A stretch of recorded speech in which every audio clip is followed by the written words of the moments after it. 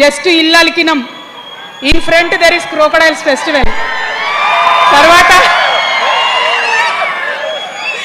తర్వాత చాలా చెప్పేది ఉంది, అప్పుడు చెప్దాం. ఇప్పుడు ఏం జరుగుతుంది ఈ రాష్ట్రంలో? ఒక కర్కోటకుడు ఆయన పరిపాలన జరుగుతుంది. బాధ అనిపిస్తుంది ఒక పొలిటికల్ లీడర్ని కర్కోటకుడు అనాలంటే. కానీ అనక తప్పని పరిస్థితి.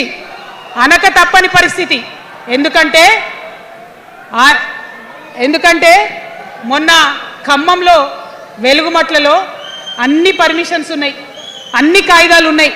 అర్ధరాత్రి పోయి ఇల్లు కూలగొడితే ఒక నిండు గర్భిణి టెన్షన్తోని అబార్షన్ అయిపోతే ఆ తండ్రి ఏడ్చిన ఏడ్పులు, ఆ తండ్రి రోదన ఇంకా కూడా ఈ చెవులకు వినబడుతుంది. కాబట్టి ఇప్పుడున్న సీఎంని కర్కోటకుడనే అంట, హిట్లర్ అనే అంట. 2 నెలల చిన్న పాప పసికందు కుమ్మెర గ్రామంలో చచ్చిపోతే ఇప్పటి వరకు కూడా కేసు పెడతలేరు. హోంమంత్రి కూడా ముఖ్యమంత్రే, ఆయనకు తీరిక లేదు పాపం. చిన్న పసికందు చచ్చిపోతే ఇప్పటి వరకు కేసు పెడతలేరు. అందుకే అంటున్నా, కర్కోటకుడైనటువంటి సీఎం పరిపాలనలో ఉన్నాం. ఖచ్చితంగా కొట్లాడాల్సిందే.